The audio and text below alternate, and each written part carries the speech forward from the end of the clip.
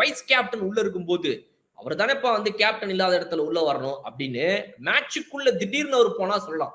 ஆனா அடுத்த மேட்ச் போகும்போது வைஸ் கேப்டனை தான் கேப்டனா கொண்டு போகணும்ன்ற நிபந்தனை எங்கும் கிடையாது. பட் ஆனா வைஸ் கேப்டன் ஆட்டோமேட்டிக்கா அவருக்கு தான் கேப்டன்சி கொடுக்கணும்ன்ற ஒரு ரூல அன்செட் ரூல ஃபாலோ பண்றது தான் எங்களுடைய வழக்கமா இருக்கு. பட் இப்போ இந்த நிலைமையில நம்ம இந்திய அணியில இருக்கிற ஒரு மிகப்பெரிய பிரச்சனை என்ன அப்படின்னா, ஒரு மேட்ச் தோத்து போயிருக்கோம்.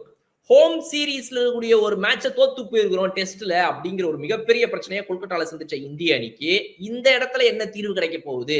அதை யார் கொடுக்க போறா? சுப்மன் கில் பாதி மேட்ச் கேப்டன்சி பண்ணி மீதி மேட்சஸ் ரிஷப் பண்ட் பண்ணி ஒரு மாதிரி ஆயிருச்சு.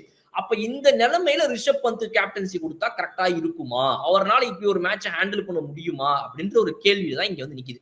அப்ப என்னோட கேள்வி அதை தொடர்ந்து என்ன வருது அப்படின்னா, அப்ப அவர்னால வந்து இந்த மாதிரி ஒரு சிச்சுவேஷன்ல கேப்டன்சி ஹேண்டில் பண்ண முடியுமா முடியாதான்ற சந்தேகம் உங்களுக்குள்ள வருதுன்னா, அப்படிப்பட்டவர் எதுக்கு சார் வைஸ் கேப்டன் ஒரு பதவியை கொடுத்துருக்கீங்க? வைஸ் கேப்டன்சிங்கிறது வந்து சும்மா அப்படி தொட்டுக்கிறதுக்கா? வைஸ் கேப்டன்னா யாரு? கேப்டனுக்கு அடுத்தவர். கேப்டன் இல்லாத நேரத்தில் டபக் என்று அங்கே போய் அதை வந்து சரி செய்யக்கூடியவர் அவர் தானே சார் வைஸ் கேப்டன்.